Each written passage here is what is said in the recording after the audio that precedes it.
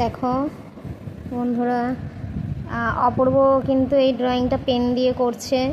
তো ও বলেছিল মা পেন দিয়ে আমি এঁকে দিতে পারবো। আমি বলেছিলাম না তুমি পারবে না, তুমি পেন্সিল ইউজ করো, পেন্সিল দিয়ে আঁকো।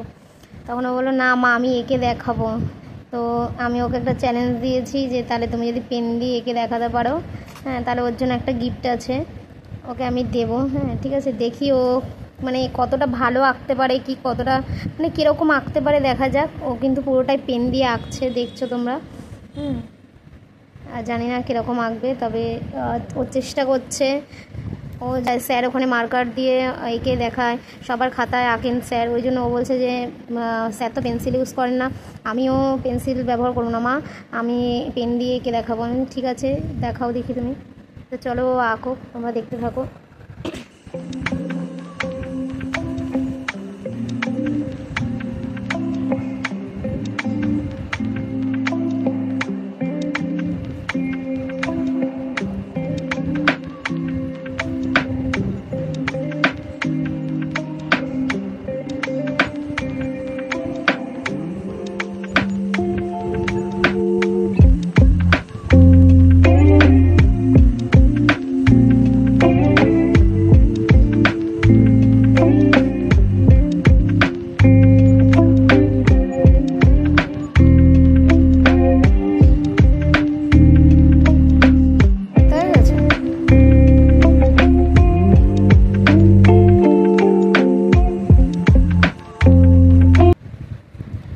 এই আঁকাটা না অনেক মানে বড় খাতায় আঁকা ছিল, তো ও ছোট খাতায় বাড়িতে এঁকে দেখাচ্ছে। এটা কিন্তু অনেক বড় খাতায় আঁকা প্র্যাকটিস করেছিল, কিন্তু এই ছোট খাতাটা কিন্তু ও আঁকা কম্পিটিশনে গিয়ে ওখান থেকে দেওয়া হয়েছে, ওকে দিয়েছে।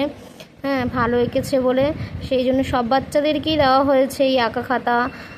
ফুটি দিয়েছে ওখান থেকে একটা বিস্কুট। তো সেই আঁকা খাতাটা বের করে ও বললো মা আমি এটা পেয়েছি, আমি এটাতেই যে আঁকাটা এঁকে এসেছি কম্পিটিশনে ওটা তোমায় এঁকে দেখাচ্ছি। তো সেটাই ও পেন দিয়ে আঁকছে।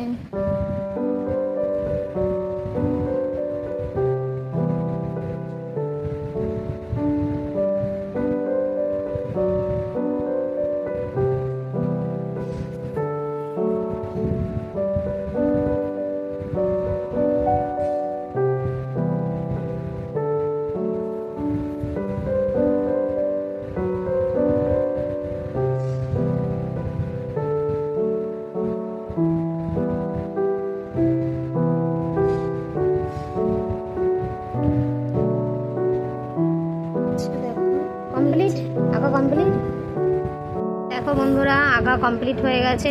ও কেমন এঁকেছে অবশ্যই তোমরা জানিও। ও কিন্তু পুরোটাই পেনে এঁকেছে, এই যে লাল কালির পেন দিয়ে এঁকেছে, ও লাল কালি দিয়ে হাতের সামনে এই কালিটাই পেয়েছে, এটা দিয়ে এঁকেছে। তো তোমরা জানিও যে আঁকাটা কেমন হয়েছে। তো অপূর্ব কি চ্যালেঞ্জটা জিতে গেল, ও পেরেছে কমপ্লিট করতে, তোমরা অবশ্যই জানিও কমেন্ট বক্সে। আঁকাটা ভালো লাগলে লাইক কমেন্ট শেয়ার করো, আর কমেন্টে বলে যাও আমি কি